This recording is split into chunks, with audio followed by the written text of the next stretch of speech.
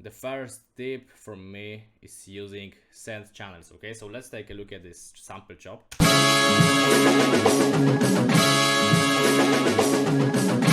Okay, generally it's problematic because this whole chop, wait a second, this whole chop, my friend, is okay, so it doesn't really, it plays really like, you know, this narrow, in this narrow space. Okay, so I just want to add some depth to this sound. So usually producers will do something like that. You put reverb here or you put delay here, which is stupid, which is generally stupid, because you now, like, you know, you are very limited with things that you can actually do. So what is way smarter, you can put your send channel here, and now you can, by the way, filter every reverb.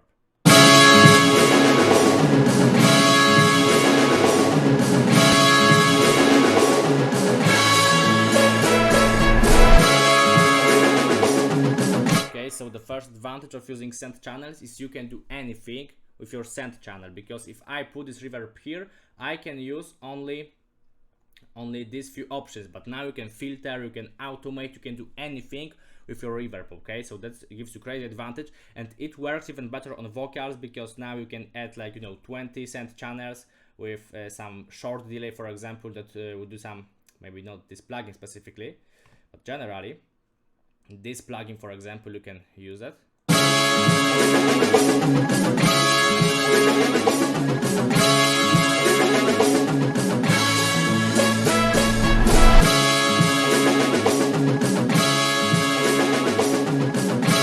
Yeah, if you got good headphones, you can now hear that we added some depth to the sample. Generally, these are not things that will change your beat like immediately from, like, now bad mix to crazy mix. This is not how it works, but these are small details that will build this mix overall. Okay, my second tip is using parallel compression. This one, you will notice it way easier, because what is parallel compression generally? If you don't know this, that's kind of weird, but okay, let me show you. We use, for example, the CLA 76, and we do really hard compression on drums, which you usually don't see. Let's take a look. Let's set it up. Okay, so maybe -7 dB, really, like, no, really long attack, but really short release for compressor. Okay, now what I want to, now we just want to push mix like 30% or something, 20, 10, 30%. Okay, let's take a look without. Let's set it. Yeah, it adds a lot of punch. It's actually, like, you know, a lot of producers will not tell you it, because this is really easy. This is really easy, and it will give you, like, immediately boost your drums with, like, zero effort generally, because you don't have to, like, play with some parametric EQ, with some crazy compressor. You can do this with, like, Fruity compressor as well. That's not a problem. I could even give you preset if you want that. Just DM me preset on Instagram and I can give you some preset. You just set up, like, you know, this ratio for like 7, some threshold to, like, you know, it depends on your loudness. Attack will be like 30 and release will be like 80. Okay, it's hard. Yeah, and now with this, let's take a look.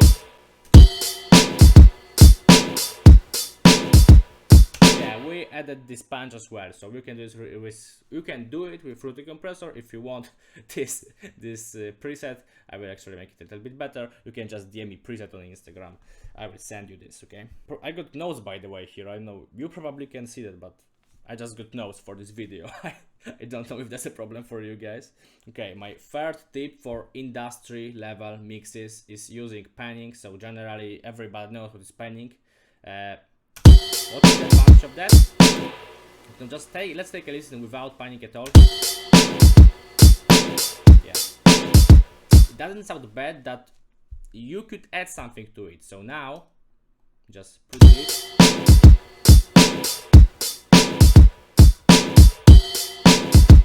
Yeah, so we just use space in our headphones, just use space in our speakers, okay? Because in the other case, just this, like, you know, these spots for panning will be, like, you know, undeveloped. So if you can do that, we should fulfill that. And generally, this idea from the book Mixing Engineer's Handbook, really worth reading, by the way. I will just put a link to Amazon or something in the description. Yeah, and generally you should, like, you could tell if somebody is a rookie or not in mixing by his panning, because panning is really important in like good mixes and in beats specifically. In vocals maybe not really, but if we mix this kind of thing, like, you know, with some hi-hats, some right, we really need to pan them hard. So it's like, let's take a look at this percent, 79% left, okay? And that's how I mix my beats usually. Okay, now let's go to the next tip, which will be side chaining. So let's take a listen.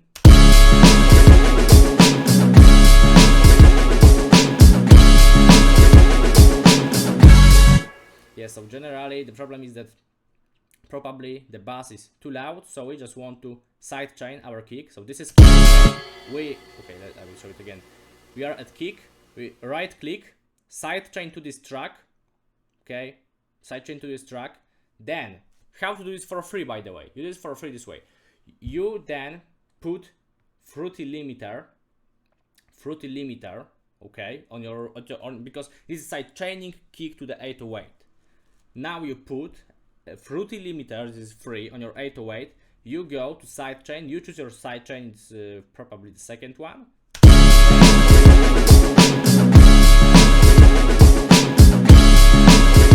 Yeah, you need to set up any kind of ratio, it can be like that, for example. And now you choose with your threshold how much of side chain you want to add, okay?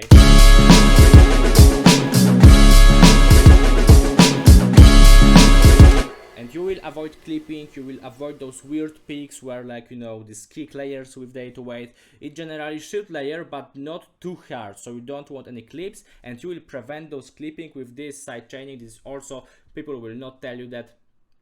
Okay, some people will tell you, some will not, because this is also really easy trick and it will improve your mixes in like 20 seconds, okay? It will just be better immediately. The other tip of side, actually, you can also side chain your kick to the sample.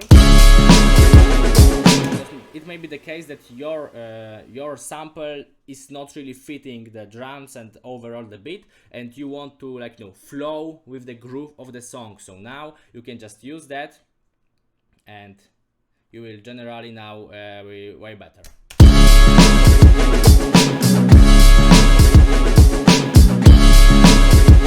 Okay, so if you think that your sample doesn't really work with your song, you can try side chaining. It will glue them together a little bit. It's not like nothing crazy, but it will help definitely. Okay, for the next tip I will use the other beat. Okay, this beat is not mixed at all, by the way. So it's kind of crazy, but generally I want to show you how to really use delay, okay? This is tip for delay. Okay, so we got this piano generally. Let's say that you want to add some delay, okay? So we use it always through send channel. Don't try to use delay different way. Always send channel. So now we just go to get this plugin. Okay, we can set it up like that. And the problem is that generally we don't like this effect when our delay layers with original sound. So how to prevent it? It's actually really easy, because we just again put fruity limiter and we do basic side chain.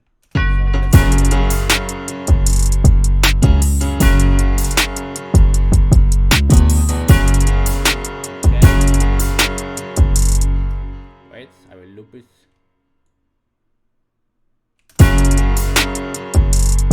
And obviously on delay we want to add some parametric EQ, so we're going to filter the low end probably and some high end as well.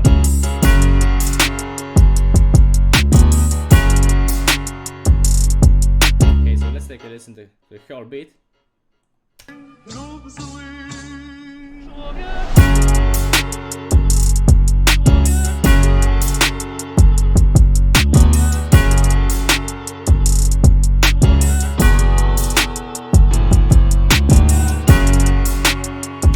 yeah, so now the piano got nice delay, and it doesn't, like, you know, it's not problematic now, because at first we had this delay that just was working against the original sound, but now it's sidechained, so we got delay only in spots where we got space for that. Okay, so when the piano plays actual notes, delay is not there. So this is really good.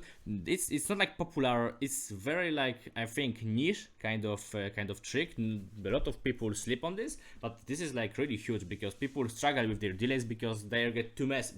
People are afraid of delay in general because they think that their mix will get too messy, but actually, if you use sidechain, it never will get too messy. Okay, you just need to understand the basics to use those complex effects. Okay, so, and my last tip generally is not even something that, it's not really the beat thing. I think it's more for vocals, but generally this is like more kind of my philosophy, that if you think that your beat sounds, let's say your beat sounds too weak, so it's a generally, like, you know, if you think that this piano, for example, doesn't hit hard, but it's also not glued, so now you want to glue this, but you don't want to make this sound weak.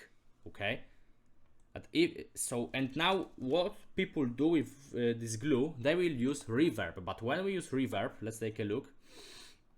When we use reverb,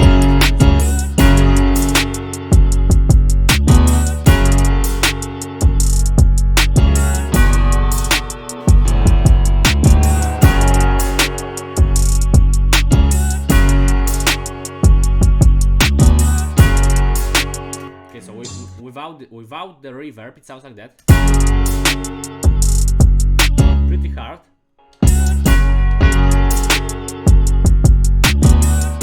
Now it's not really hard, but with delay, yeah.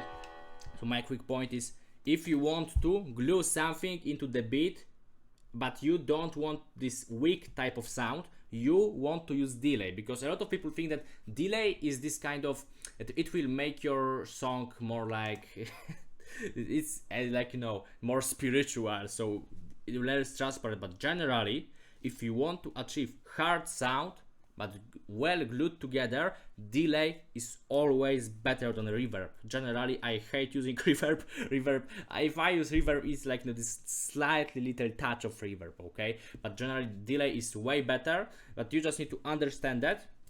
You can just DM me on Instagram delay, and I will give you some quick insights into using delay from the video.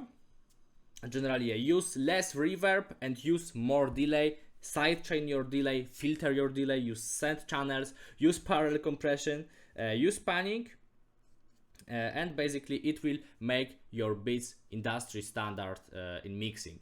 Sooner or later, you need to understand that. You can apply that right now, but you will understand that after, like, using it in like 20 beats, 50 beats, 100 beats. Then you will really understand what I'm talking about. So just go try it in your mixes and let me know how did it go. So I'm Mordarski, and I will help you reach your first K from producing. And by the way, if you're interested in making your first K from producing, I got something special for you, because I made this video that is specifically on selling beats online. So making specifically your first $1,000 from selling beats. It's first link in the description, go click that.